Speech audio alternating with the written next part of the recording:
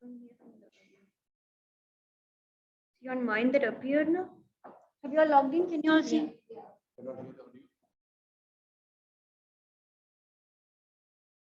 See on mine, it showed that.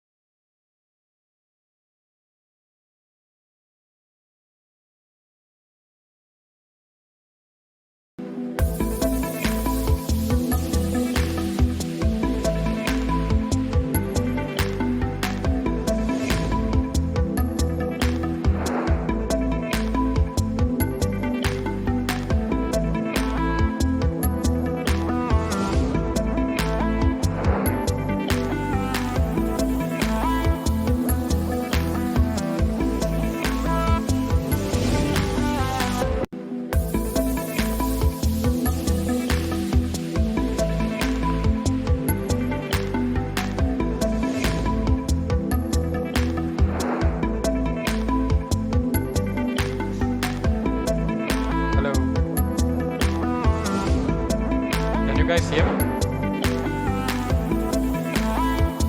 Can you guys hear me? Yes, we can. Loud and clear, right? Loud and clear. Imran, is it clear? Yeah. The background noise is very high. Sanjay, why does it say Kavin on your thumbnail? Oh, I think I clicked on Kavin. Can you send me the link? I'll leave.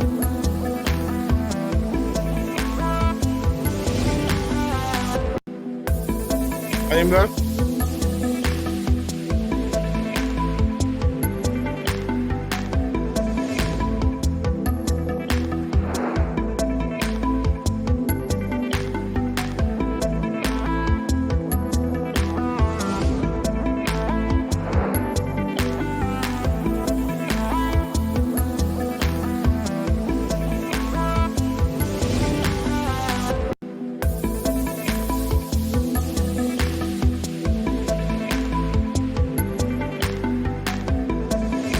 Imran, is it okay now?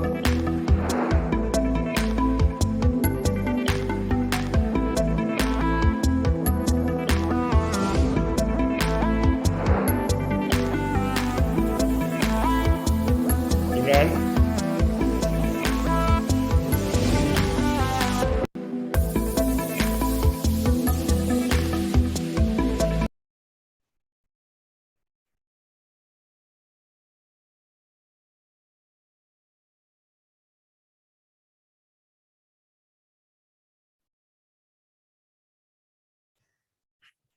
Hey, good evening, all.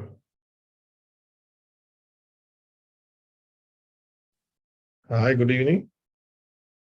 Hi, Sanjay.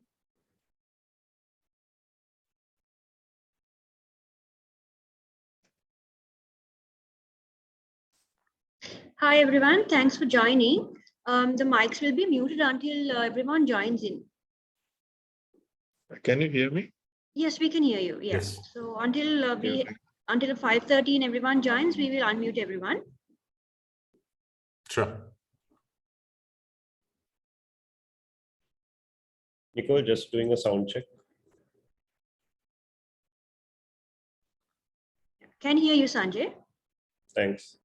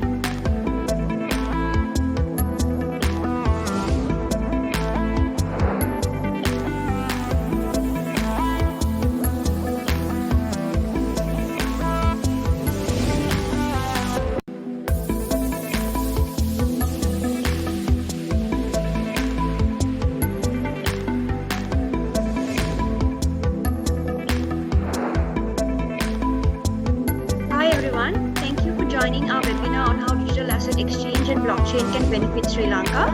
I think we can start off. So I will hand it over to our moderator, Imran Vilcassim.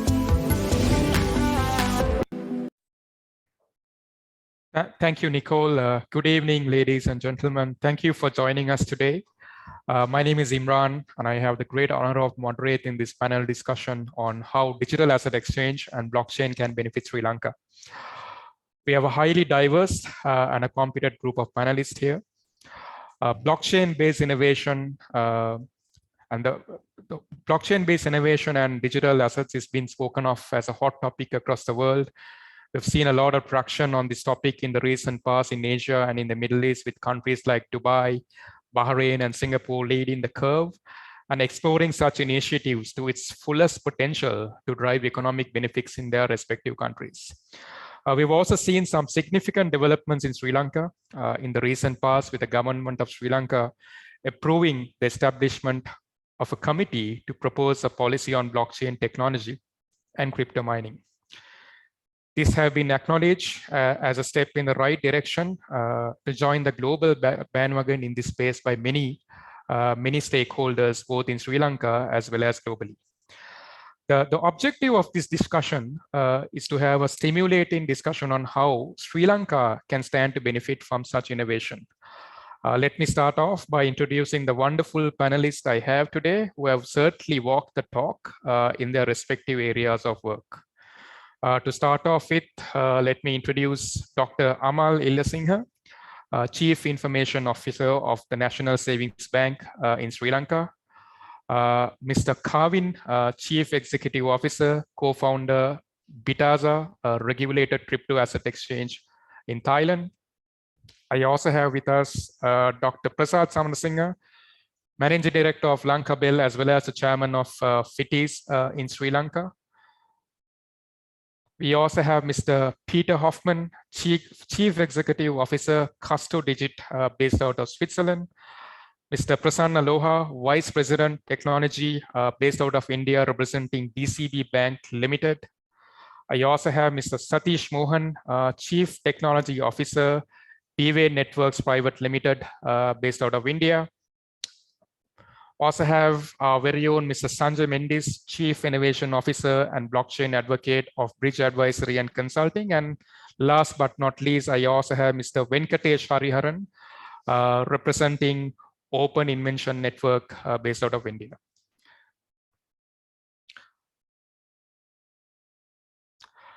Each of the panelists will talk a few minutes about the respective topics we have assigned for them in the whole theme of this event.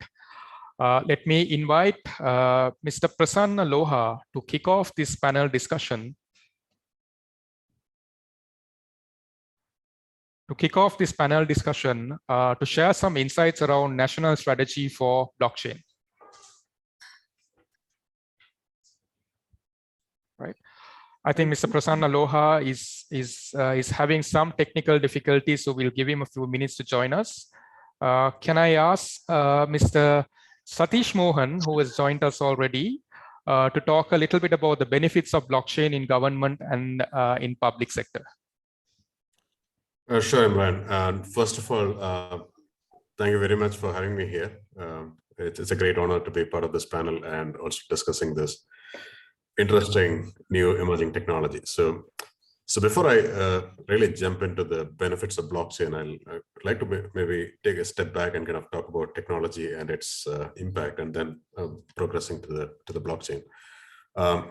So as practitioners or implementers, we all know that technology and standards as it exists today in various sizes and shapes, also emerging as well, is leveraged by different use cases, right, to solve moderate to complex problems. I think that's how we kind of adopt various different technology standards.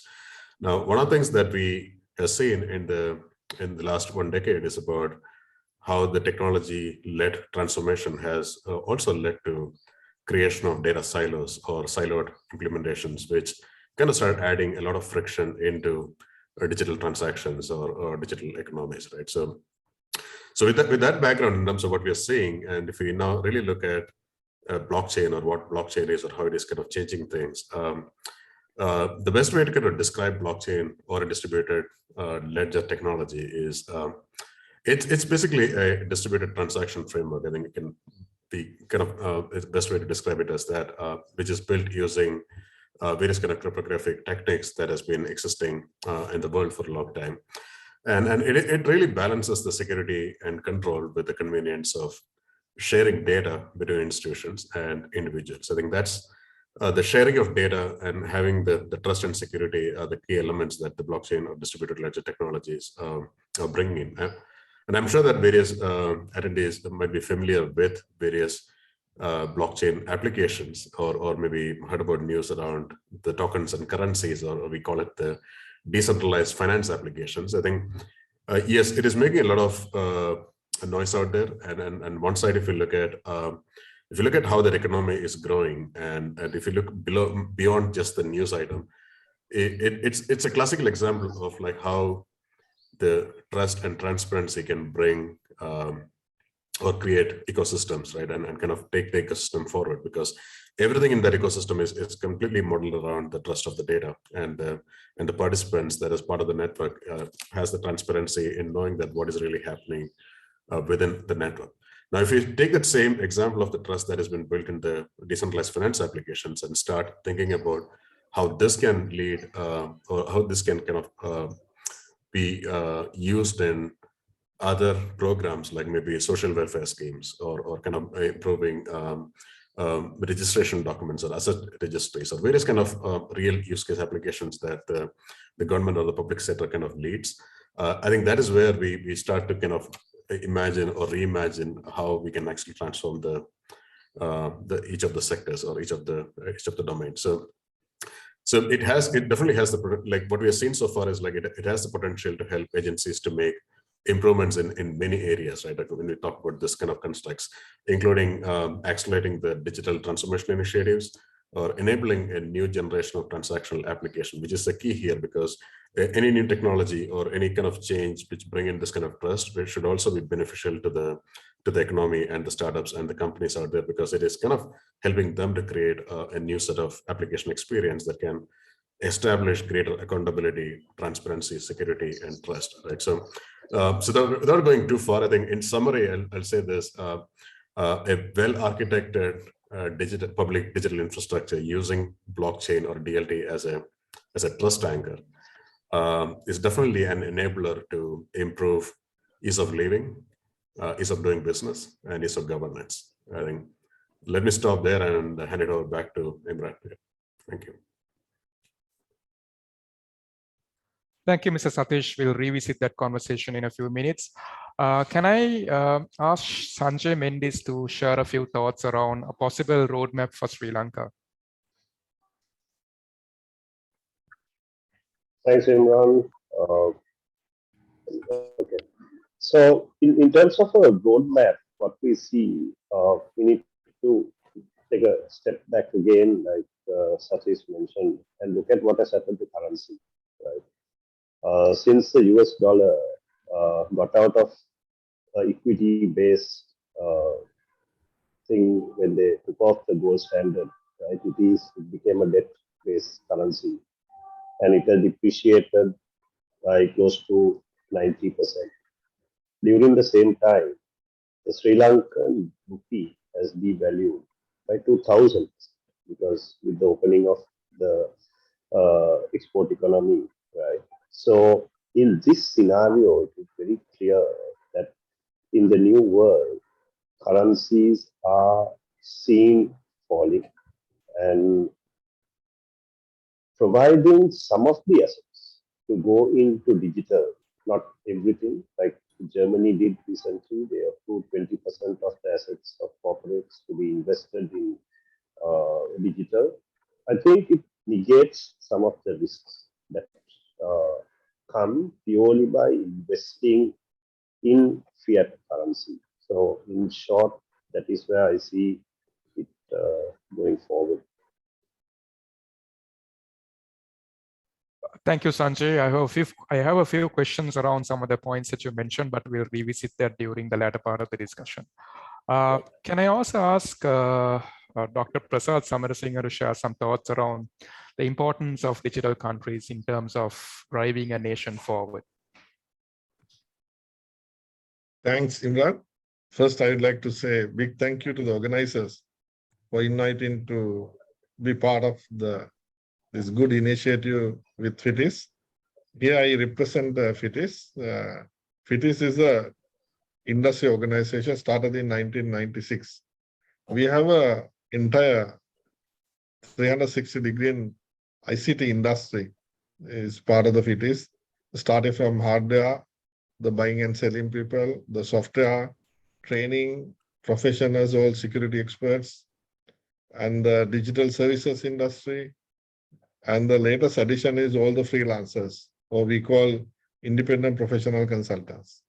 That covers the entire ICT industry in the country. And we have a lot of responsibility, like Sanjay mentioned, this digital journey. I think we have to do a lot of transformation in the country. And when we try to do things, I think we should not go on a sequential basis. We should start parallelly. In that sense, what is good, what is important, yes, everything is important. How to take this forward is a challenge. Certainly, blockchain is the area where we should give a good the focus and drive. And in that case, I still remember my first job, actually, Colombo Stock Exchange. And when the capital market is, even the Sri Lankan market is very, very small, our Sri Lankan talent started the system and got into Sri Lankan system and create that. Today, I'm sure the 1/3 of the world capital market run by that system. And in that sense, it's very good for us to think about the digital asset exchange also at that time or this time. May not be too late. And for us to energize our Sri Lankan talent. And surely we have a real talent, and they will take all this initiative much faster than everybody else. In that sense, I really appreciate the discussion, Imran and the team, for us to take this. And we should take this kind of discussion forward and energizing our youth and drive this. Certainly, they will find so many innovative things, transformations, new business avenues surrounding blockchain. Thank you. Thank you, Dr. Prasad, for those inspiring words. It's great to have you at the helm of FITIS, being part of the whole transformation of Sri Lanka. Thank you, Dr. Prasad. Can I ask Kavin to share a few thoughts around the learning on the learnings on setting up a digital asset exchange and its implications to Sri Lanka? Yes, I think having co-founded Bitazza in Thailand when the government just came out with a license gave me somewhat a very special perspective on how it impacted the Thai economy from day one to today. And I think part of the challenges of setting up a healthy ecosystem initially is the lack of knowledge from both the private sector and also the public sector, right? The regulators as well. So we spent a lot of time basically just learning and also learning from the regulators, as well as teaching them what we have found as to be the best practices in Thailand, and using that opportunity to increase the knowledge base of both the public and the private sector, and as well as educating the masses, the people. So if we go back in time, back in 2017, we will notice that it was the era of ICOs, and 99% of those ICOs are probably gone by now. So there were lots of scammers out there, and so it was very challenging at the beginning to give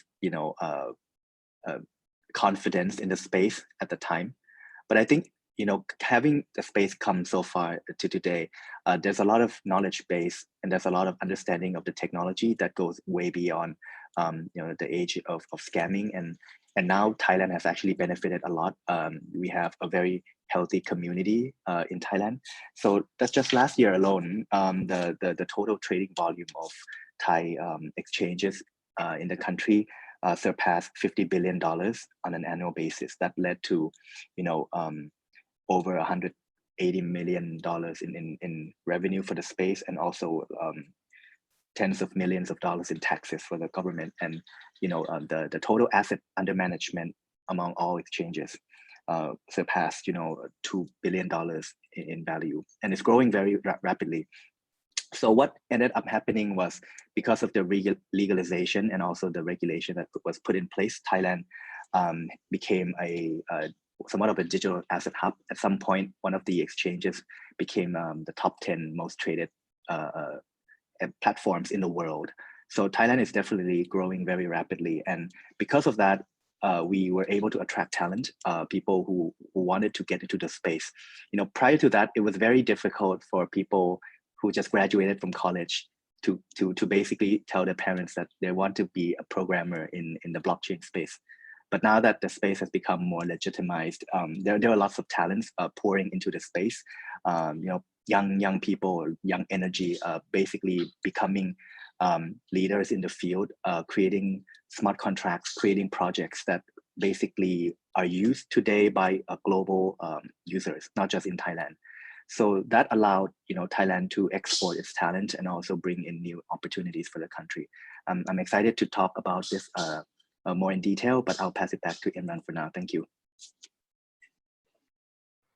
Thank you, Kavin. I think that's some interesting learnings. I do have a few follow-up questions. I'll kind of follow through towards the latter part of the session. So thank you.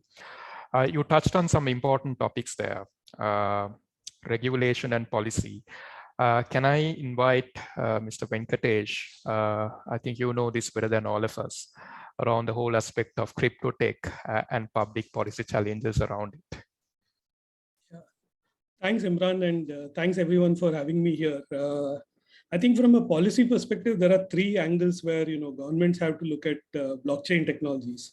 The one angle is innovation, the other is stability of monetary policy, and the third is consumer rights. So I'll very quickly run through it in the 4 minutes that I have. I think one of the most important things that policymakers have to realize is that Web 3.0 crypto technologies are going to be the future for the next 20 years. In Web 2.0, when Google, Facebook, and other companies came up, nobody realized that the extreme degree of centralization of what was earlier decentralized technologies will kind of create the kind of socio-economic problems that we have today. From a range of issues, from tremendous income inequalities to the balance of power between the owners of the platform and the people working on those platforms, and to let's say tremendous concentration of data power. So I think one of the things that policymakers need to do is to see how we can make the most out of Web 3.0 technologies in terms of decentralization, in terms of reducing concentration of power, in terms of democratizing access to technology, access to wealth creation possibilities. So it's not just the Googles and the Facebooks and the Airbnbs and the Uber and the Olas that profit from these technologies, but it's more widely dispersed throughout the economy. In terms of innovation, I think open source has been a massive source of innovation.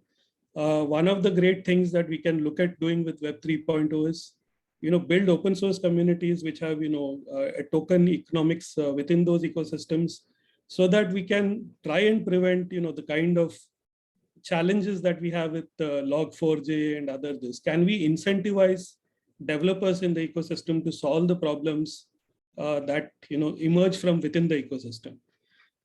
So I think from an innovation perspective, blockchain and crypto technologies are something that governments need to embrace. There is I see a lot of fear in the minds of policymakers, but I think it should also be looked at as an opportunity.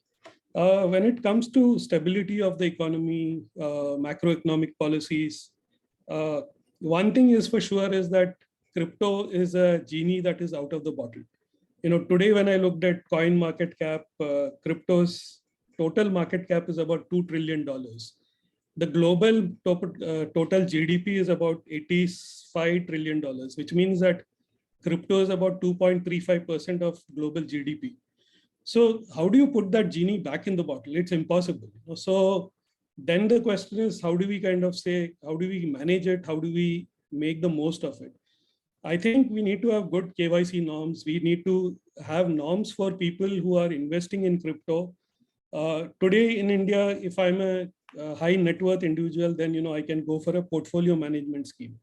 So there are these norms. A mutual fund has to say that investments in mutual fund are subject to market risk. So I think if we have these kind of norms, we can reduce the kind of risks that are there associated with crypto.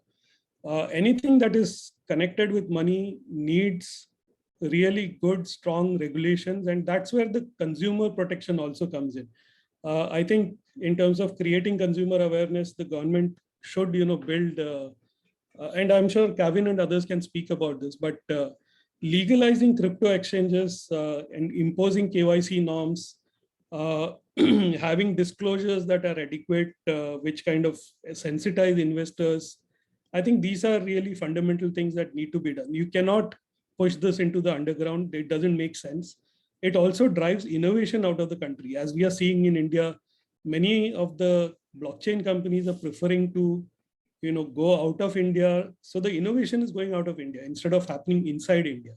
So I would say that, as a country, to use a cricketing terminology, because, India and Sri Lanka are cricketing nations, government should bat from the front foot, not from the back foot. And it's a great opportunity.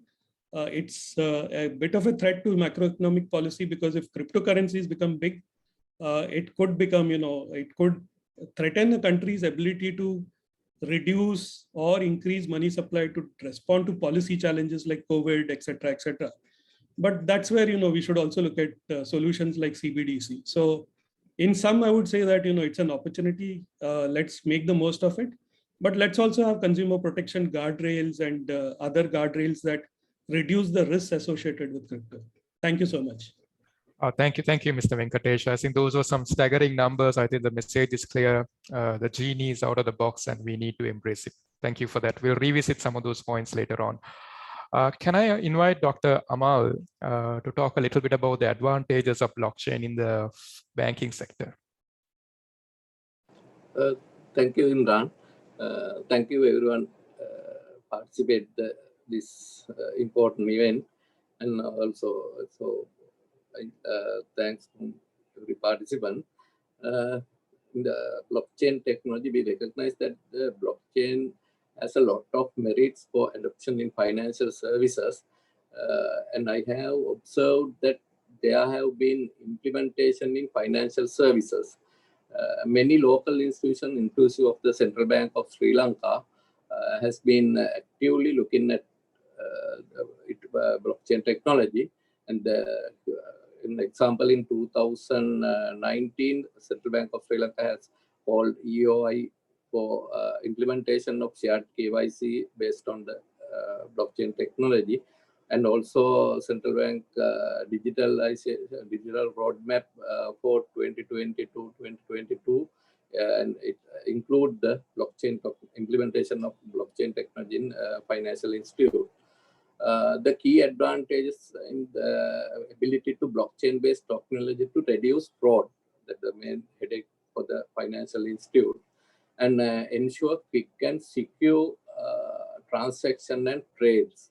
And also transaction can be done in minutes or seconds, while currently settlement can take up a few days or up a week. And also when transactions are settled near instantly, it will remove significant part of the risk that the counterparty cannot meet its obligations, which could be a substantial expense for the banks, and ultimately help manage risk within the interconnected global financial system. And lowering cost. It's an investor move away from the financial advisors to avoid higher fees. Blockchain provides an opportunity for consumers to benefit from lower costs associated with traditional financial services. And bank and financial institutions are using smart contracts. It will improve contractual term performance as smart contracts execute automatically once certain preset conditions have been met. and I'll expect to in Q&A sessions to in more details. Thank you, Dr. Amal. Very, very interesting insights indeed. Couldn't have imagined the kind of possibilities we have with blockchain in financial services a few years ago. Thank you for sharing those insights. Can I ask Peter to talk about asset management in this new whole space of digital assets for conventional financial institutions? Yes, thank you very much for your question. Right, maybe just quickly, my name is Peter Hofmann and I'm CEO and founder of Custodigit. Custodigit is providing digital asset platforms to enable banks to offer digital asset services to their customers. So we know, as we are being active in Switzerland and Europe, we know what it means to actually operate a digital asset platform in a regulated environment since 2019. So in general, just as a learning from Europe and especially from Switzerland, it's doable and also fulfilling the regulatory requirements, especially the ones having in Switzerland. Good, but you really had an interesting question, right, about asset management and what it actually means for financial institutions in the context of crypto, or more, even to be more specific, in the context of DeFi, if I recall the question correctly. And that's a really interesting question, I would say, right? Especially if we keep the idea of decentralized finance in mind, which means it is actually the idea to give everybody access to financial services or products without having intermediaries in the middle, which is somehow contradicting with asset management of financial institutions. But we also have to say, right, the growth we have seen in DeFi is really tremendous over the last 12, 18 months. Today, there are around of 40 billion US dollars locked in DeFi protocols. So it's a relevant and an upcoming and fast growing market. So the challenge for current asset manager or financial institution in general is how can they actually play a role in this decentralized finance world? And if we make one step back, maybe, in my opinion, the added value financial institutions are providing in general to their customers are more or less threefold. It's trust, security. So somebody is taking care of the investors, and you do have somebody to yell at on if something goes wrong. That's also always an important point. But in my opinion, also one of the most important points is that they are providing convenience to their investors. And if you are having a look into the DeFi space today, it's highly complex. The whole landscape is highly fragmented, and there are lots of projects out there, and all the protocols and projects providing their services, they are really in the early days of maturity. I have to say I'm quite active in the DeFi space, but I'm always a little bit scared when I'm pushing a button if something goes wrong or not. It's quite nerve-wracking, I have to say, to a certain degree. But that's also where I see the potential, right, of DeFi applications. It's a highly efficient infrastructure, maybe even for future financial service market, and it really brings there a lot of potential with it. So the important question is now, how can financial service institutions translate the assets of trust, security, and convenience into the DeFi space? I did have a little bit of a look at how challenger banks in Europe are coping with the DeFi market or the DeFi segment. And it's really early days that regulated financial institutions try to position themselves in the DeFi market. And the few examples I can actually point out from a European perspective is that from an asset management point of view, that certain banks are building funds, regulated funds around certain DeFi tokens, which then they collect in a basket with a certain predefined weight on it. That's one way to go. So in order to provide easy access to the investors. And another development I see at the moment is that some DeFi protocols and companies are building institutional environments where KYC and AML can be guaranteed and provide high efficient rails for the next generation of financial market infrastructure. I hope that gives you a little bit of insight. And with that, I would like to hand over back to you, Imran. Absolutely, Peter. I do have some follow-up questions, which I will revisit a little later during the webinar. Thank you for that. We are also joined by Mr. Prasanna Lohar. Thank you so much for joining, sir. We've heard a lot of things today, just in the last half an hour, the benefits of blockchain for government or in public sector for financial services. We spoke about asset management. We spoke about policy and challenges around it. You've done a lot of work in terms of national strategy as a part of various communities and committees in India. Can you share a few thoughts around national strategy for blockchain and some insights and some learnings for Sri Lanka around it? Yeah, I think first of all, thank you so much, Imran, for this such an invitation for this forum and talking around how India is driving blockchain as a strategy. I think we had one strategy document back in 2018 beginning, and that was primarily onto the awareness of the blockchain. Do I have an opportunity? Have I any opportunity? Can I share my screen if possible? Yeah, you can share your screen. Yeah. So if you look at my screen, so primarily attention of blockchain strategy around a few areas where we can say what could be the top use cases, right? Say example, we have 17 sustainable goals at UN level. We have various challenges around financial inclusion or health or very areas, right? So to find out which are those top strategies, say example at Sri Lanka, which are those top strategies which will help GDP of Sri Lanka, health index of Sri Lanka, or financial inclusion of Sri Lanka, where blockchain or any other accessory emerging technology like AI or IoT or 5G will come into picture, right? So that's around the functional area, which is a use case repository at the India level or national level. Then secondly, what we had worked around is a technology framework. Say example, today we have Ethereums or hyperledgers. So can we not have our own ledger system, right? Say example, India ledger, or there are a few more forks of like Hyperledger Indie, or there are some of the startups who has come up with their own fabrics. So on a technology framework, how do we standardize, right, those particular fabrics for a particular use case? Say example, recently UID has announced they are going to work on consent mechanism of Aadhaar, right? UID is one of those path-breaking use case for India, just like UPI.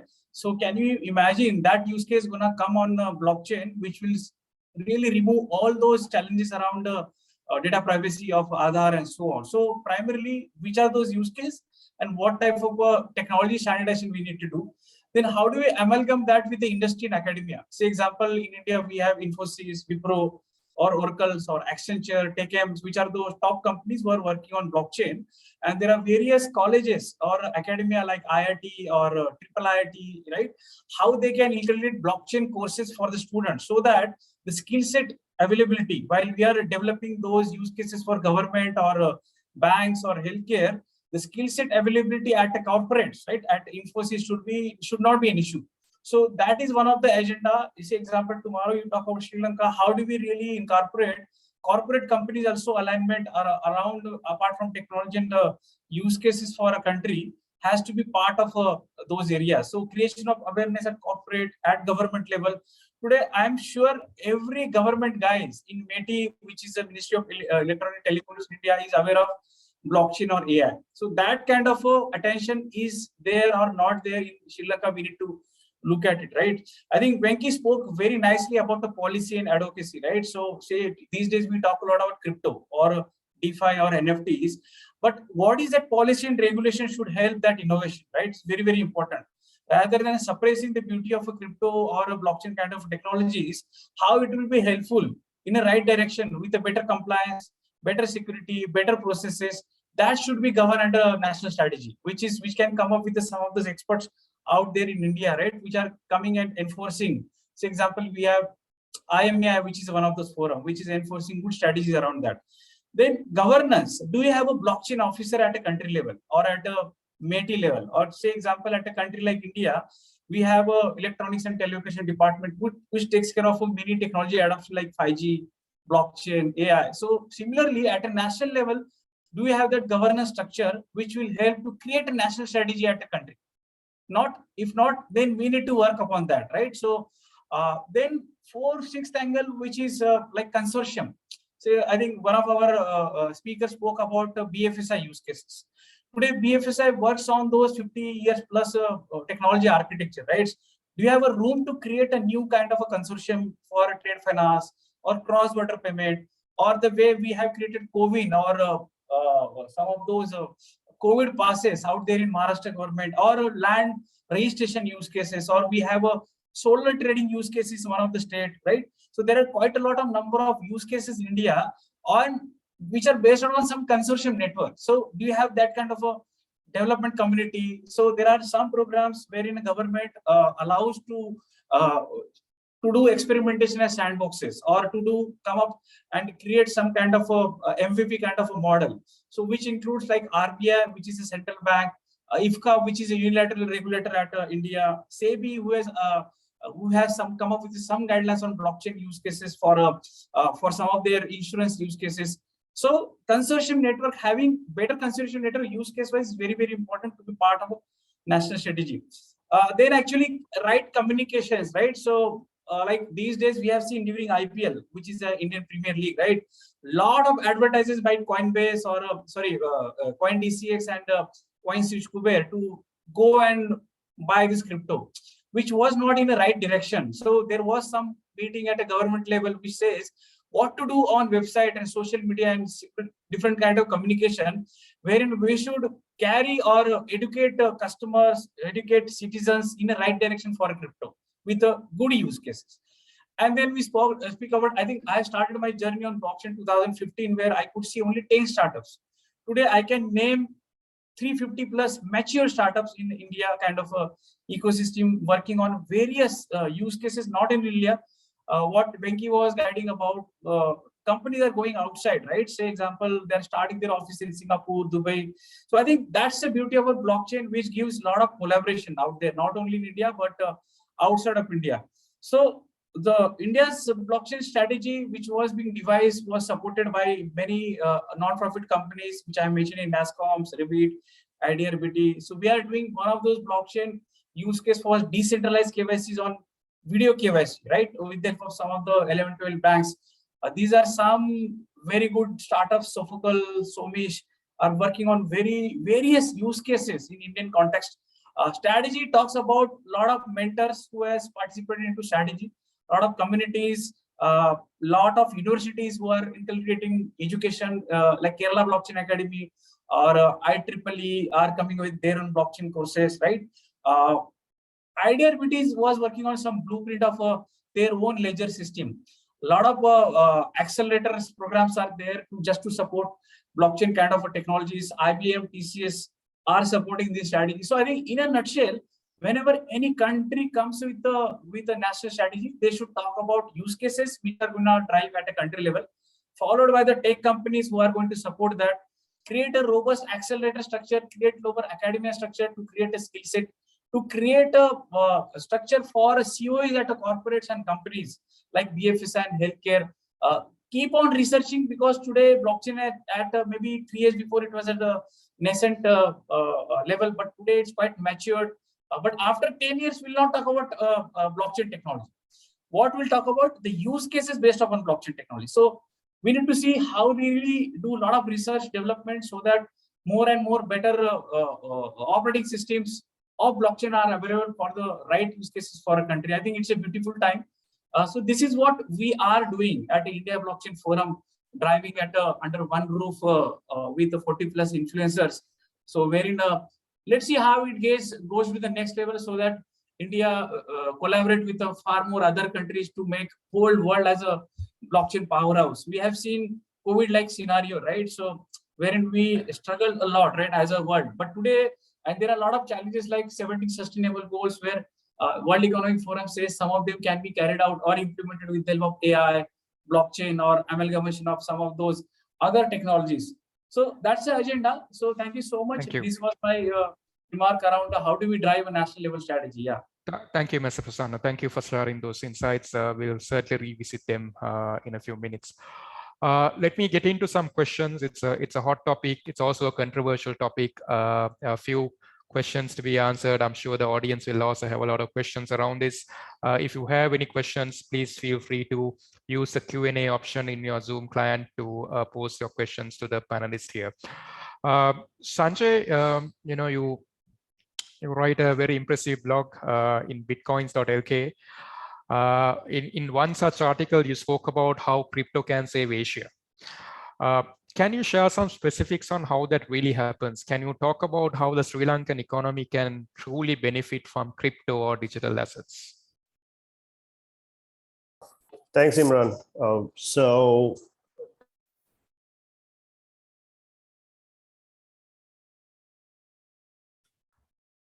Sanjay, I think, Sanjay, we cannot hear you. Okay, I think our panelist Sanjay is having some technical challenges. So let me quickly move on to the next question. Kavin, you spoke about the whole process in Thailand, setting up of an exchange in Thailand. Can you share some thoughts around how the Thai economy really benefited from digital assets? I also understand that there were other domestic exchanges already operating in Thailand. Why was an invitation to Bitazza to set up an exchange when there were exchanges already operating in Thailand? What can you share some thoughts around it? Sure. I think prior to the government having a license scheme, back in 2018, there were already exchanges being operational back then. But the issue is that, like I said, it was a very new industry back then. It's still new now, but it was even newer back then. And so I think the thing about working with regulators is that they always want to increase the security and the standard for the entire industry going forward. So the thinking behind having the license, actually, it was more of a response to curbing certain activities. There were large ICO raises in the country where investors are being solicited by a lot of these projects, and so the government had to come out with an emergency decree in response to those activities. And so as a result, we ended up with many different types of licensees coming out of Thailand. So they had exchange license, broker license, dealer license, ICO portal, 4 licenses to be precise. And Bitazza was basically, we realized that in the country, the infrastructure was not enough for people to be able to trade and access global liquidity, because to be frank, it's the global trading volume, 99% comes from abroad, not Thailand. And so at that time, we wanted the Thai investors and customers to be able to access global markets. And so we applied for a license which would allow us to route orders to any exchanges globally. There's a lot of liquidity, because one of the challenges of starting an exchange is that it's a chicken or egg problem, where when you start an exchange, there's no liquidity on day one. So imagine going to an empty marketplace and then there's no one trading. How do you attract people to come to the exchange on day one, right? And so what we came out with is a solution where we would be able to pool liquidity from multiple exchanges globally. So we work with a lot of exchanges to mirror and also aggregate the liquidity into Thailand. So on day one, customers were able to start trading. And then as people started trading, you build up the liquidity in the domestic market, and that becomes a healthy market over time. And because of that, we gain a lot of reputation, because we work with the authorities and we have the license. So people started trusting us that, being regulated itself is quite difficult in terms of, getting the license, because at that time there were only, 3 or 4 companies that were able to get the license. And that means, having the credibility and the experience to run the business. The government would require things like you have to do proper KYC, customer due diligence. You have to have a process to check, sanctions list, all the politically exposed persons list. Have a way to have a strict monitoring of those activities. We also have to implement suitability tests, because as investors come in, it was a new industry. We had to basically disclose all the risks to the customers, educate them. And I think education is something that's very important, because we spend a lot of resources trying to teach people what cryptocurrency is, how to secure yourself from hacks and scams. And also there were lots of projects that were basically outright scams. So we had to have a very strict listing rule. So in order for assets to be listed on the platform for Thai investors, we had to go through a very long list of requirements, such as the competence of the team, the technology behind it. We had to go through the white paper. We have to go through the GitHub, the code base of the projects to see that if there's actual development, if there's a product behind it, where the team is listed, are they breaking any laws, what are the track records, that the technology makes sense at all, if it even exists. We also have to look at things like custody, right? Something that is very new at the time. How do you secure assets in a way that is sufficiently secure and safe from hacks? Because if you go back prior to 2017, there were many exchange hacks to the point where it caused a massive market drawdowns back in the day. So that was one of the biggest concerns that we had to solve, and also put in a proper business processes. How do you mitigate conflict of interest? How do you have checks and balances? And also we have a reporting duty to the relevant authorities. So on an ongoing basis, how do we report suspicious activities? How do we work with the central bank? How do we work with the SEC and everyone? So there's ongoing reporting, data synchronization between all the different parties. So I think to summarize, I think being a regulated exchange and also being invited by a government is something that you basically take everything that is underground basically and take it on the table for everyone to see what's going on, and put in processes that would secure, that would protect consumers, and and at the end of the day, the consumers have a choice, right? They could trade with a regulated exchange, or they could go trade underground. But as we have seen, most of the trading volume has now come to regulated exchanges in Thailand, and it has become a pretty healthy environment to trade cryptocurrency. Thank you, Kavin. I think very interesting insights. We'll come to some of those points a little later. Let me just take a quick question from the audience. As an easier one, is there any course in Sri Lanka available for anyone who is interested in blockchains?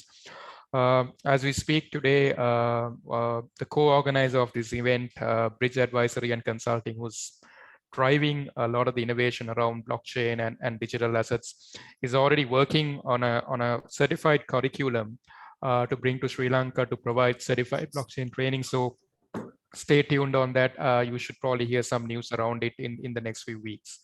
We'll get on to a few other audience questions as well in a few minutes, but I see that my friend Sanjay Mendis is back online. Sanjay, going back to the earlier question, you spoke about how crypto can save Asia. Can you specifically talk about how crypto can truly benefit Sri Lanka? Yeah, I think, thanks, Imran. Sorry, there was a small power issue I had. Taking from what Kavin said, the growth that Thailand experienced, right, is, I think, a very good yardstick, because Thailand was one of the first to regulate crypto in the whole world, right? And Sri Lanka, we have a very good chance of following suit, because we are a small country, right? And when the large economies are stifling, they're trying to battle with putting regulations, adding taxes, right? We have a very good opportunity to attract most of these investors to come and invest in Sri Lanka, right? Because if you look at, thanks to COVID, right, most South Asian countries which were affected with Forex, because we are export-based economies, like Maldives mainly is for tourism, Sri Lanka was garments, then even Nepal, all of these countries are very export-driven economies, right, which got impacted by this. Whereas the crypto market boomed over the last couple of years, it has grown 113%, which is double the rate what the internet grew, right? And we are talking by 2024, there'll be 1 billion people in crypto. That's 1/7 of the world population, right? So that is mass adoption, and it is just a couple of years away. So attracting that to a country like Sri Lanka can really benefit us, because if you don't, people are still going to do it, right? Like my Indian friend just said, companies are setting up overseas because India has regulation problems, right? It happened in Thailand, where initially it was a crypto haven for DeFi and all of that. And when regulations came, they left and they're putting it up in Singapore. Dubai is attracting them. So whoever leapfrogs to embrace this asset class will definitely have rewarding results, purely because of the growth. DeFi, for example, it grew to over 10 billion in just 2 years, right? And I think if you follow me on LinkedIn, I put 2 posts yesterday and today, right? Lux is giving an APR of 800%, right? Stader is giving an APR of 38%, right? Where your bank will, if you're lucky, will give you 7% or 8%. And if it is in Germany or in Europe, it will be 1% or even minus, right? So this is where wealth is moving, and whoever has the regulatory framework done fast will definitely benefit. And this is why I feel a country like Sri Lanka can move fast, because we are nimble, and that is the advantage I see that can happen to the country. Thank you, Sanjay. A leading question to you, Peter. Sanjay mentioned about banks and the kind of percentages and interest rates versus alternative assets in terms of what consumers can actually get out of it. Shouldn't banks worry? What have you seen banks in Asia actually do about it? Have they actively got involved in the whole alternative asset business as opposed to the conventional assets like stocks and commodities? I'm not an expert, right, in the whole Asian market. I do have some insights on what's going on, especially in the Singaporean market. Sure. There I do have some knowledge.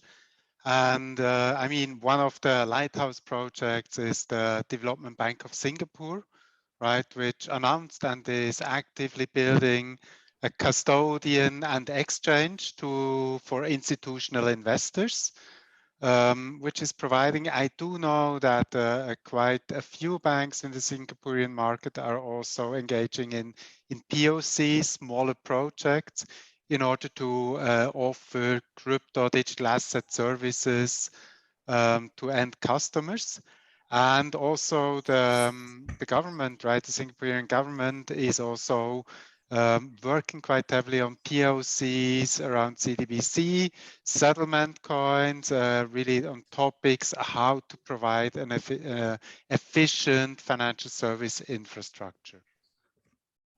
Maybe what I can give you also a little bit of insights is about the European market or the Swiss market. What we see there, I mean, in the Swiss market, we do have a few challenger banks which are focusing on digital assets entirely. It's actually two which do have a full banking license. We also see that a few of the established incumbent banks are now starting to offer crypto, or actually offering cryptocurrency service to their customers for a few years.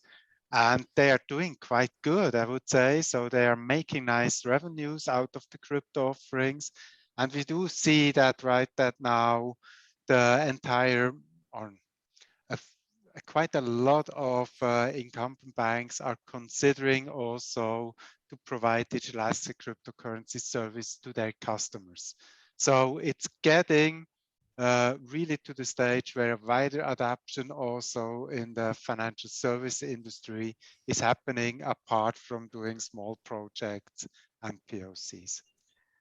Thank you, Peter. And I guess I have a follow-up question and a comment, linking what you said and also what Sanjay said around this whole business of crypto assets. I guess we are seeing across the world a lot of institutional investments in cryptos or digital currencies. Potentially is also a way of driving foreign inflows into the country, because if you invest in assets as an organization or as an institution in an exchange or in a local exchange, what would also happen is that once a currency appreciates, that would also mean the exchange needs to have the liquidity to be able to fund out the cash out in case if the institution does happen to cash it out, which is essentially foreign inflow into the country. Is that assumption correct, Peter and Sanjay? Do you want to go first, Sanjay? Or from my perspective, absolutely right. It's also what Kavin was pointing out. With serving the local market, there is no outflow of liquidity to other countries. So from an economical standpoint, I would say that's really a good point. And you also see, right, if you have a mature offering for cryptocurrencies, digital assets, which is really fulfilling the requirements institutional investors having, and they are slightly different to retail customers from a requirements perspective, that's really helping to actually also get inflow into your local market. Because there are few, or quite really a few funds, hedge funds out there, which are looking for a mature environment where they can actually interact with. Sanjay, any comments on that? So to add to that, yes, agree with Peter's comments. If you look at it, all the top investment companies are in the US. If you look at Grayscale, right, BlackRock, and all of those guys are in the US. Asia has 50% of crypto adoption compared to the rest of the world, right? So all that money which is coming in, what's happening to it? It's going offshore, right? Because if you don't have ways of investing the funds that you own in crypto, you're going to put it into DeFi protocols, which are not run in these countries. So like Peter said, if we had regulated institutions, regulated exchanges, regulated decentralized finance companies, big corporations will look at investing. It's like large companies, even Goldman Sachs, invest money in developing markets in a 10-year cycle because they expect the returns will go up when the economies are going down. Just imagine what will happen if we bring in regulation for crypto where they have safety nets to invest in these countries. You're looking at a large inflow because the market is still at the tip of the iceberg, right? The liquidity rate is $3 trillion, right? Which is not a large amount compared to the standard regulation. And as I said, we are still halfway there in achieving mass adoption. So whoever puts the regulation first, whoever shouts to the world saying we are ready to accept. I think Dubai in this region is doing a good job.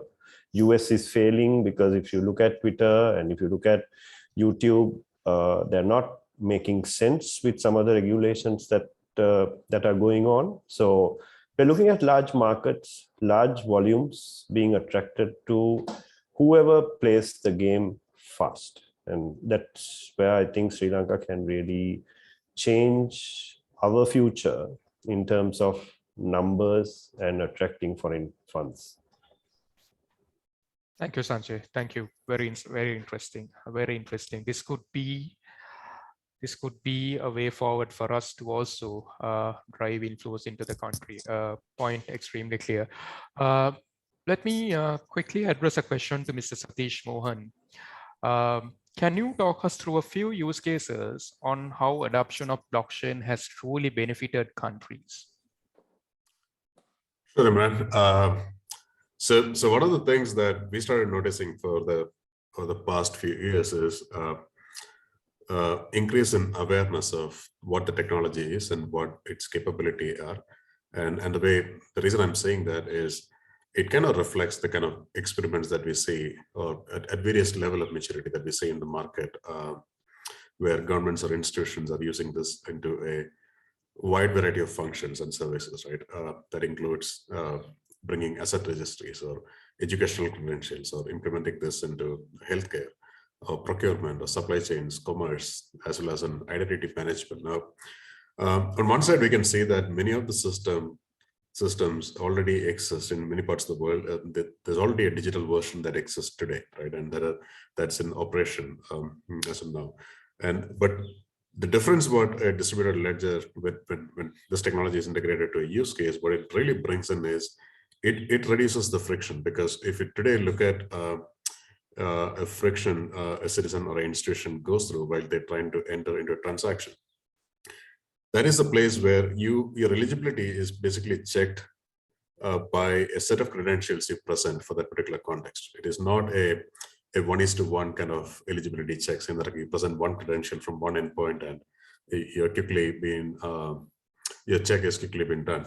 When the institution offering a particular scheme or a service, when they receive a set of credentials, they either have to get it verified through a third-party intermediary, or they need to make sure that okay, they are already have some kind of integration with all these endpoints where they can actually run these verifications on the fly.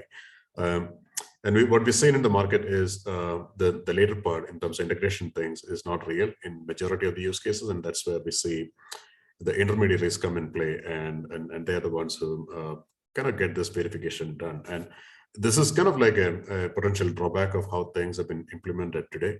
And it is not just about the time and money that goes behind this verification processes, but another important fact is the data privacy around it, because your data, you presented it for a certain transaction, now ends up in various buckets, and where you have no control in terms of what is going to happen with that particular data, right?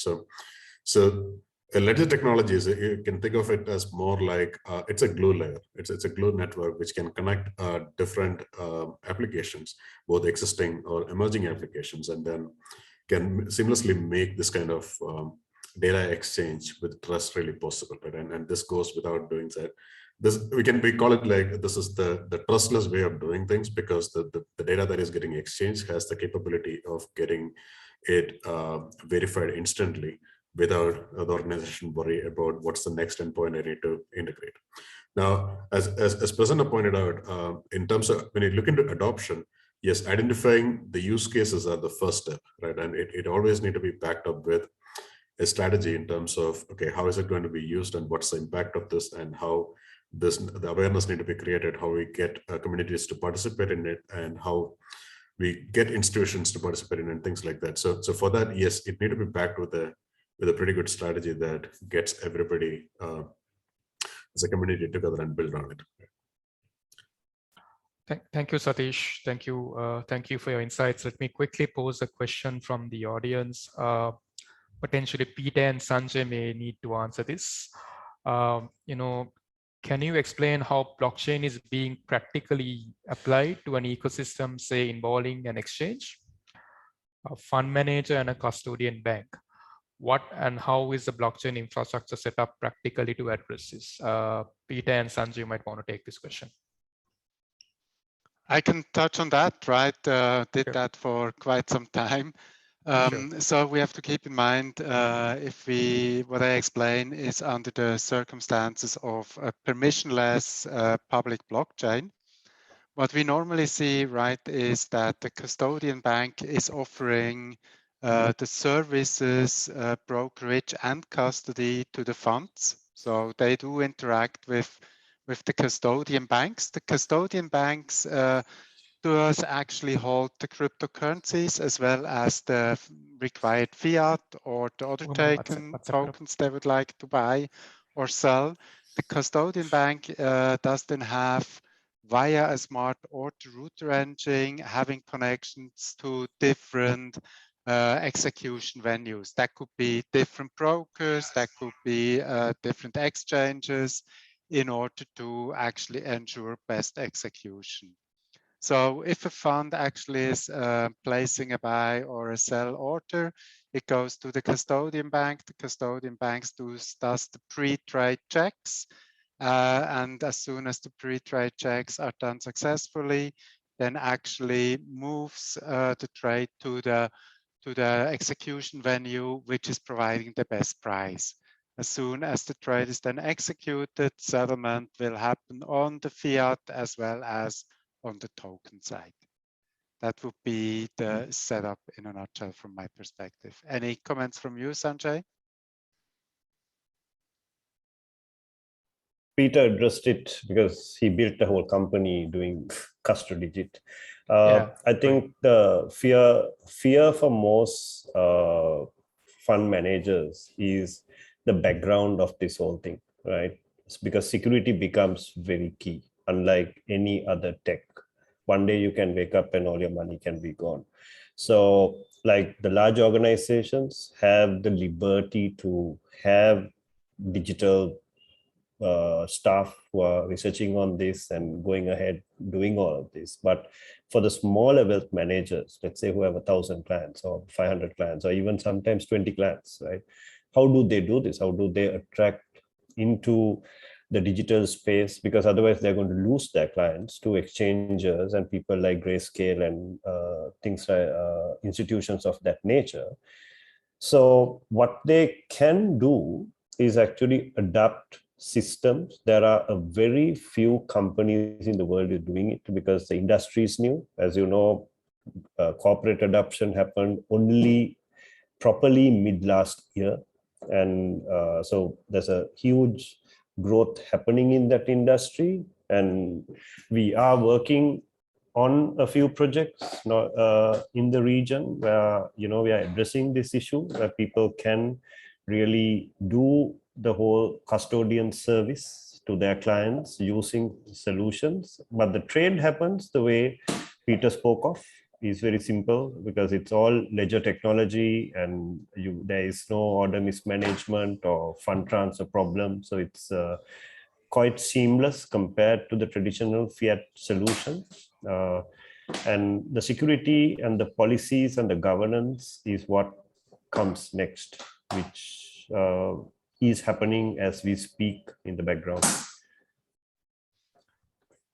Thank you, Sanjay. I think there's also a great question from a Facebook live feed. I think the question is perhaps Venki and Sanjay, from a local perspective, we can answer this. I think firstly the question is, it's a two-part question.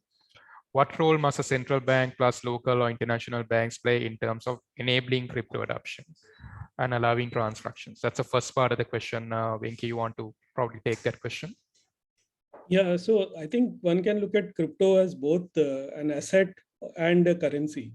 I think when it comes to currencies, central banks are obviously, scared of cryptocurrencies, the decentralized cryptocurrencies particularly. I'm not talking of CBDCs. So from a policy perspective, I think looking at CBDCs, and today the Bureau of International Settlement says that, last year about 60% of the central banks were looking at introducing CBDCs. Today, the data this year, in 1 year, that has gone from 60% to 90%. So almost every central bank is looking at introducing CBDC. The second is, I think, as I mentioned earlier, and I think what has happened in Thailand is a good example, that you legitimize the exchanges, you instead of driving the trading underground. So instead of looking at these as assets which are traded in the black market, you ensure that these are traded in the legal market. I think that these are the two things that central bank can do, looking at it from a asset perspective as well as from a currency perspective. You're on mute. Yeah. Thank you, Venki. I think it's interesting insight. I think for the benefit of our audience, there's already quite a bit of trading happening, which is not regulated through unauthorized channels. I think the message is that if we regulate this, potentially that can all go through regulated channels. Like you said, the genie is out of the box, and it's up to us to embrace it. So that was a two-part question. One is from a regulated perspective. Second question is, other banks. So the second part of that same question is, are Sri Lankan banks and card processors ready for adoption? I think right now it's work in progress. There is a lot of conversation happening with the blockchain committee, the central bank, as well as the various financial institutions in terms of really looking at how they address this aspect. But certainly there's been a lot of conversations happening as we speak right now in Sri Lanka on this. So thank you for that question. I think it was an excellent question. So we're just nearing upon the last 20 minutes of this session. So if the audience have any other questions, comments, please feel free to type it in the Q&A box right in your Zoom client. Thank you. Let me move on to Dr. Amal. You're obviously doing a lot of work in terms of driving innovation at the National Savings Bank. Few questions. Where have you seen the benefit of blockchain, especially in the case of use cases in financial services? Yeah, thank you, Imran. We certainly see opportunities in the KYC space, and the central bank has already initiated the process of exploring the blockchain-based solution for a shared KYC. And also we are looking for introduce the eKYC based on the blockchain technology, because central bank has already included their digitalization roadmap for all banks should be implement the blockchain technology in 3 years roadmap. Therefore, in the 2019, Central Bank initiated the process to call EOI for shared KYC based on blockchain technology. And also, all banks should be included in this process. And we see that the SSID-based technology growing in other parts of the world, and I'm sure their interest is also given in Sri Lanka. And there are also various use cases in trade finance, reconciliation, and document management system solution, which can also look this type of the solutions. And especially in the, based on the government of Sri Lanka introduced, appointed the committees, the landmark cabinet decision in last October. The government of Sri Lanka has approved the establishing committee to propose policy on blockchain technology, digital banking, and crypto mining. That is a big initiative we think in, and also in the roadmap create for the other all banks to initiate the blockchain-based solution. And especially we are in the National Savings Bank also looking to introduce the eKYC solution through our NSB Pay digital payment app to introduce digital accounts based on the blockchain technology. Thank you, Dr. Amal. You really shared some very interesting insights in that brief few minutes. Very interesting to note about SSID. It's the technology which has been spoken of. Lots of work being done by MasterCard, Visa around this technology in terms of identity. People are also rolling this out. Across national ID platforms as well. So thank you for sharing that. I think Sri Lanka definitely has an opportunity to really join the global bandwagon and to be one of the first countries in the world to embrace SSID-like technology, especially in financial services. Thank you, Dr. Amal, for sharing those insights. We're just entering into the last 15 minutes of our session. So any questions, comments, please feel free to type it in your Q&A box. There is also a question by the audience around how can NFTs and crypto impact digital marketing and commerce. Anyone in the panel wants to take that question? Sanjay, I guess from a digital commerce perspective, it's also about how alternative currencies can be used for exchange of goods and services, including online. Would that assumption be correct? I think in e-commerce, the traditional method of e-commerce where it's a centralized thing, right? It's Amazon, it's eBay or Alibaba, all of that, right? I see where the shift is going to happen in e-commerce is if I want to sell a product now, I can put it in the blockchain, right? And put a smart contract and you can buy it, right? Why it didn't happen before was because you never knew if you bought the product, whether you'll ever get it once you paid the money. Whereas blockchain is taking that away. And if you see what is happening in NFTs, right, is where people are buying these so-called JPEGs.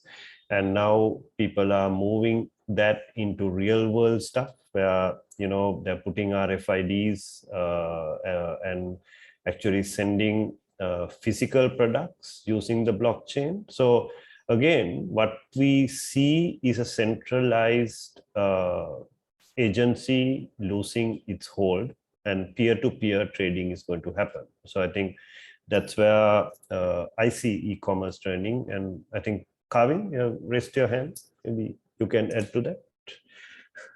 Yeah, because I just wanted to jump into the NFT discussion here. I think NFTs are very interesting. It certainly raised a lot of eyebrows last year as the total trading volume of NFTs surpassed, I think, $20 billion. So that's a pretty large numbers when you think about it. But the application itself is not just about trading digital art. Digital art is a big part of it because for the first time, I think creative economy was able to monetize their assets without any kinds of middlemen, and that really ushered in and basically it attracted a lot of artists to the space, not just painters, but also audio, right? Like DJs and people trying to monetize their assets. But also one thing that really caught on last year was NFT gaming. So basically the application of NFTs in the creating blockchain games. And one example that really was successful is called Axie Infinity, where the new business model is called play to earn, where traditionally you have a developer who owns 100% of the intellectual property of the game. And then if you're a player, you basically are paying the game developer. So 100% of the income of the revenue is going to the game developer. Whereas NFT gaming actually allows people to own their assets. They basically can prove on the blockchain that the assets are indeed rare and scarce. And they could add properties into the NFTs that would allow them to play the game in a way that normally wouldn't be able to do in a normal game. And they only charge 5% of the game, of the revenue. But surprisingly, what we found is that only just that 5%, or to be precise, 4.75%, amounts to about $200 million in monthly revenue for the game, and that's massive. And if you look at it, it's massive to the point where it surpasses some countries' GDP, right? So it's actually a digital nation that people create, and coupled with the hype in the metaverse, where even big companies like Facebook rebranded themselves, into Meta, because they wanted to bet on the metaverse. So it raised a lot of questions about where the metaverse game is going, right? Like, is it going to the hands of the big corporations like like the tech giants of Facebook, or is it going into the hands of the people who are on the blockchain? So I think that is very interesting. And coming back to having a healthy regulated environment like in Thailand, where people are very alerted. FITIS, he has to answer that. Yeah, sorry. Yeah, and coming back to Thailand, right, where like the environment is very conducive to innovation. We actually have a very healthy developer community who was able to caught on to the trend very early on. We have a guild that was able to raise $140 million from global investors, and they're based out of Thailand. And so these kinds of activities are actually happening as we speak. And I think Sri Lanka is in a position to benefit from these activities, provided that proper infrastructure is put in place. Be it regulation and education, liquidity provision, and so on. So yeah, so I think NFT will really help in terms of like ushering in a new way of doing business, new innovation, and new business models. So that's something that I'm looking forward to. Thank you, Kavin. Thank you for that insight. Another question from the audience. Perhaps Sanjay, you might want to take this. When you say eKYC on blockchain, how is it different to what banks do? In terms of KYC on their digital app? Simple. It is a centralized system. It is not shared by anyone, right? So what happens is, let's say Sri Lanka has, I don't know, maybe 10 banks, 15 banks, and they need to do digital eKYC. Every single bank will have to have their own central system. So Imran, as a customer, you want to go to NSB and open an account, then you want to go to HSBC or NDB, you need to go through the same process. SSID is your ID. That is self-sovereign ID. It is not owned by a central authority. It is verified by a central authority. So once the network is built on SSID, let's say NDB Bank, NSB, Dialogue, for example, and another organization gets into that, and they will tell the customer, if you have been verified by Dialogue, for example, we will accept that and you can open an account at NDB Bank. At that point, they will ask you, when you go to open an account, Imran, NSB wants the details of your account. Can I have it? And then you will say yes on your SSID, it will get passed on, right? It is going to reduce the cost of identification development by 90%, because you're not investing in infrastructure, you're not investing in holding all these assets in one place. Secondly, it is secure because it's blockchain, right? You can't, with all these checks and balances, people still have ID issues, right? Classic example of voting, right? Anywhere, not only in Asian countries, even in the US, right? Questions raised on voting because there is no genuine traceability because there is no blockchain, right? Whereas blockchain eliminates that for identity, and that is where SSID is going. And if eKYC was so successful and the banking system was so successful, you won't have nearly half the population unbanked because it is costly to bank them. And this is where digital is making the change, right? By putting decentralized finance, putting SSIDs, and bypassing the banks, where people can just register an account. And purchase or invest without having to go to a central authority. So the faster the companies get onto it, the faster they can grow, because number one is cost saving. Number two is the security that blockchain brings in. Sanjay, I have a leading question based on your response. The central bank regulates that data about customers cannot be out of the country. So if you do eKYC, which is essentially customer data on a blockchain, would that not violate the whole data residency or sovereignty issues? It doesn't, because we are doing a couple of projects, and this is one question that every bank, central bank asks. Okay, data sovereignty. So what the blockchain will do is actually keep only a public and private key in the blockchain, right? And what the customer is the actual custodian of the information. They will have it in their wallet. So it's like you carrying your national ID in your pocket, right?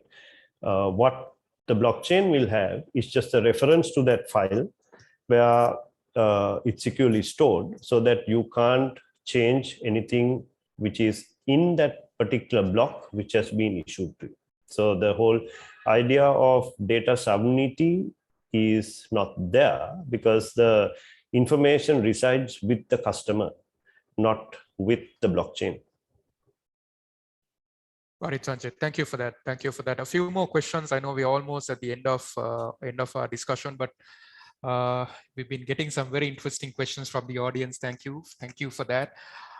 Quick question. I think Prasad, Dr. Prasad, we might also need your help here. So one is, blockchain technology is used to increase the security of software and such things. How is it used to improve the Sri Lankan IT sector?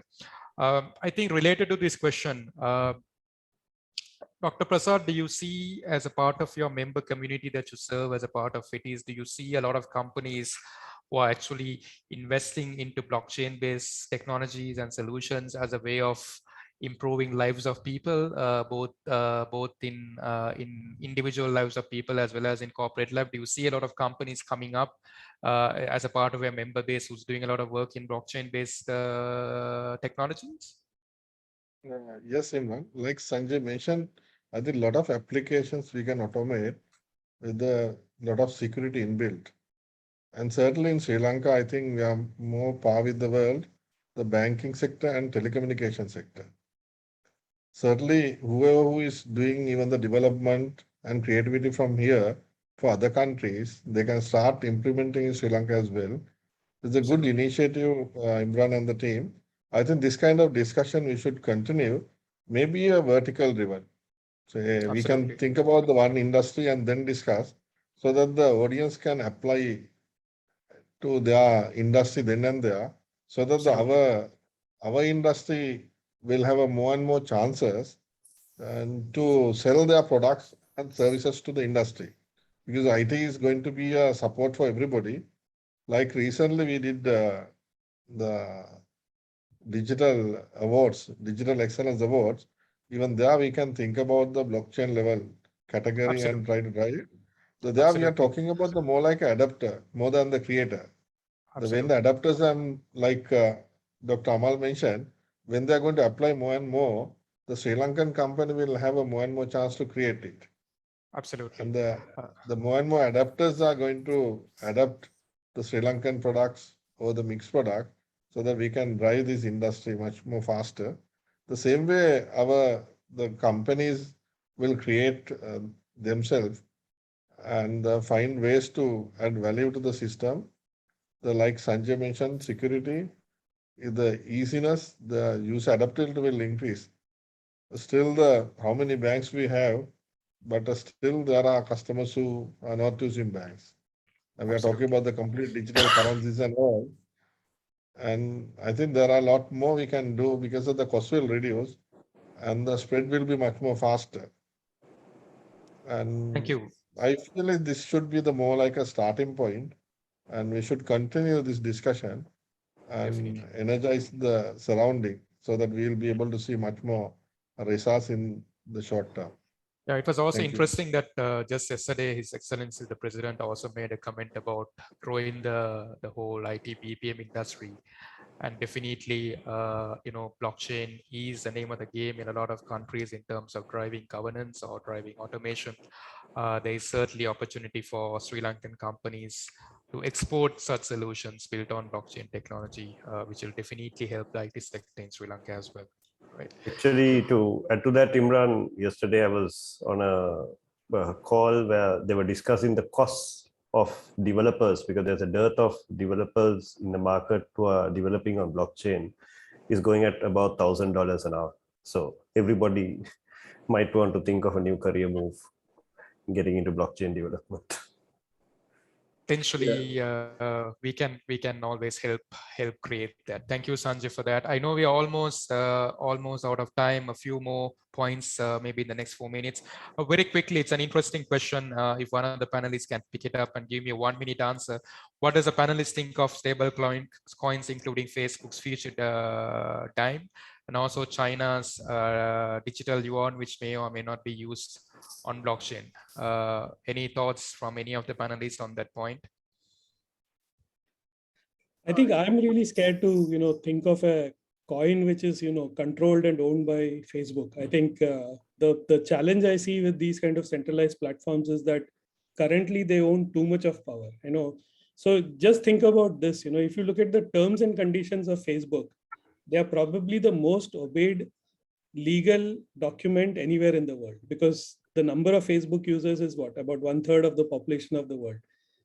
So I think it's something that will definitely undermine sovereignty of nations. So to me, that's one of the scariest thoughts. I think, but I would say that, broadly, what we need to do is ensure that from a global perspective, there is a global agreement in terms of how cryptocurrencies can be dealt with, because these are cross-border assets. Remittances, etc., are one of the most expensive aspects of global finance today. I think Sri Lanka, India, we get a lot of inward remittances. So for countries like ours, we need a global regime for cryptocurrencies and exchanging cryptocurrencies. And I think we also need, global compact in terms of different central bank digital currencies and being able to trade them and exchange them across borders. Thank you. Some last view from my side. CBDC, central bank digital currency, right? She's going to be one of the biggest use case. What we have seen, at least in India, UPI is one of the landscape changing exercise. UPI being now spoken to Singapore and some other countries. CBDC, what Venki said, I'll just support that. It will rather empower crypto technology, rather it will really take the crypto in the right direction. Imagine Visa is investing a lot on some of those consultant companies, and they're working with at least 10-12 banks for crypto kind of.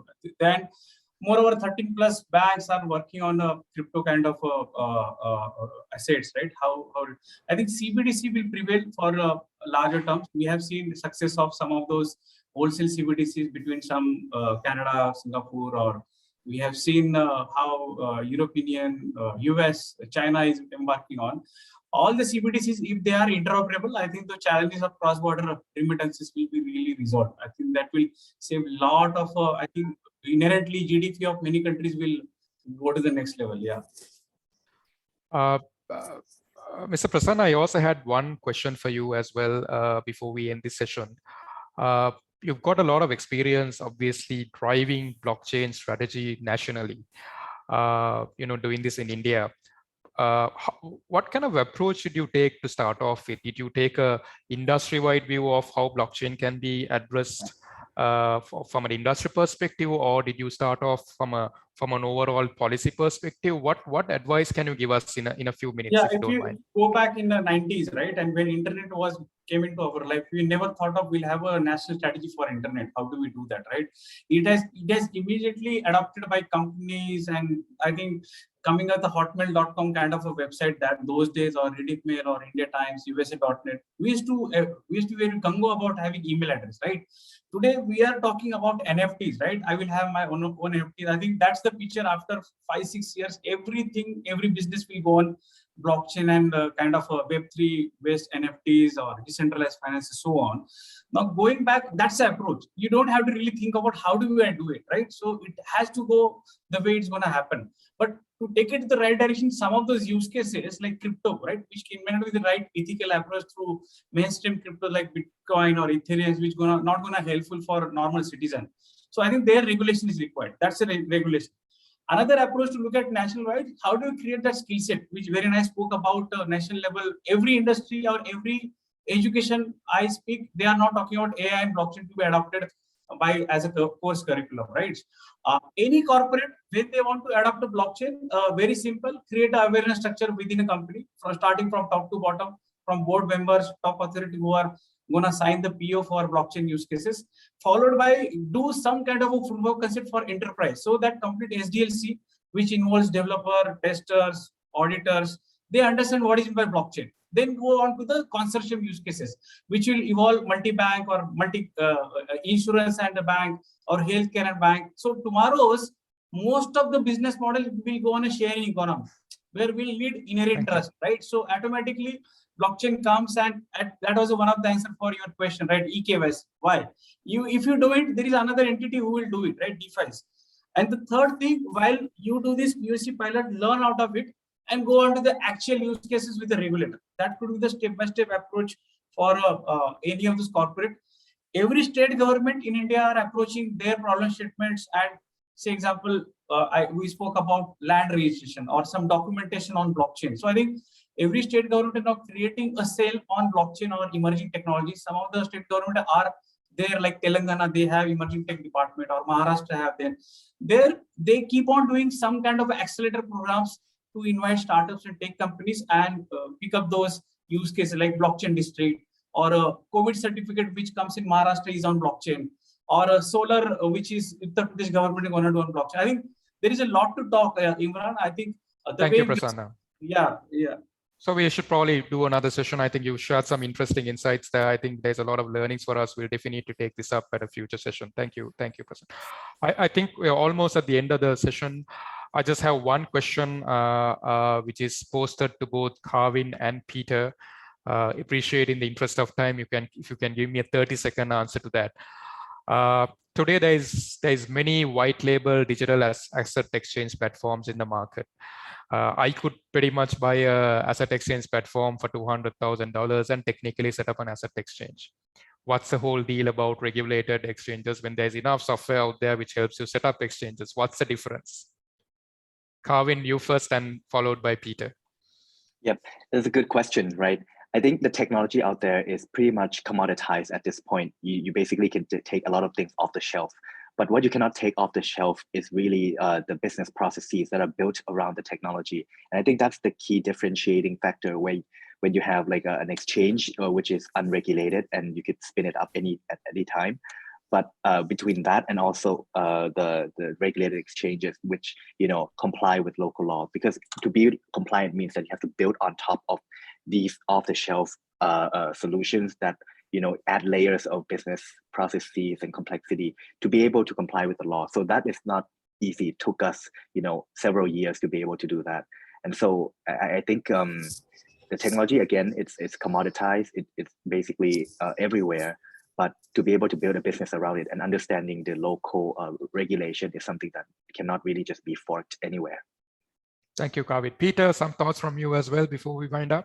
Yeah, just 1-2 points to add. Fully agree to the statement previously made, right? We have to keep in mind also, and we discussed about that the institutional money is also coming into the crypto space. If institutional money is coming in, that means also the hedge funds and so on, they also regulated, meaning they can only work together with regulated entities also on the trading side most of the time. So regulation is also an entry barrier or an entry ticket into the institutional investment world. And as said, the technical challenges, they are solved. Thank you, Peter. I guess we've come to the end of the session. I guess all good things needs to come to an end. I think this session has also given us a few thoughts around what we should be doing for the future as well. A few key takeaways from the session. The genies out of the box, blockchain, crypto, digital assets is out there. I think we need to embrace it. Of course, like every new technology, there'll always be questions and doubts, but I think as an industry, it's moving forward very, very strongly. Kavin, key points around liquidity, trust, credibility around running digital asset exchanges, absolutely crucial to protect investments of people. Peter, great insights around how banks or conventional financial institutions need to look at alternative assets or digital assets as an asset instrument going forward. Venki, as always, great insights around the policy aspect of it and what we need to look at. Dr. Prasanna, Mr. Prasanna, great stuff around some of the national strategy insights around blockchain. Absolutely crucial for us to understand that. We've also got some great insights from Dr. Amal. Thank you for sharing that. I think it's important that the financial services industry in total also look at what blockchain can do for them. Dr. Prasad, thank you. You're at the helm of driving the industry forward as a chairman of FITIS. You're also having a complementary role from a telecommunication side, which is obviously a complementary industry to the whole march of driving transformation in the country. I think from what we see, there's a lot happening out there. This space is here to stay. I think Sri Lanka can truly embrace this, drive the economy forward with crypto or digital assets and blockchain as one way of doing this. Last but not least, thank you to Bridge Advisory Consulting and Syntrex Global Technologies for putting this together. I think there was a lot of insights around this session. Great panel of speakers. Thank you for having me as your moderator as well. Lots of work behind the scenes. Behind the scenes, it all looks very pretty when an event comes off like this, especially when it's online with all the technological glitches. But there was a lot of people behind this scene, starting from the folks at Bridge Advisory as well as Syntrex Finance, putting this together. That's all we have for now. Thank you for joining us. I think you have given us enough insights, input, and encouragement to probably make this a monthly habit. Thank you very much once again. See you soon. Thank you. Thanks, everyone. Thank you. Thank you. Thanks, Bye-bye. everyone. Yeah. Thank you. Yes. Stay safe. Yeah. Thanks.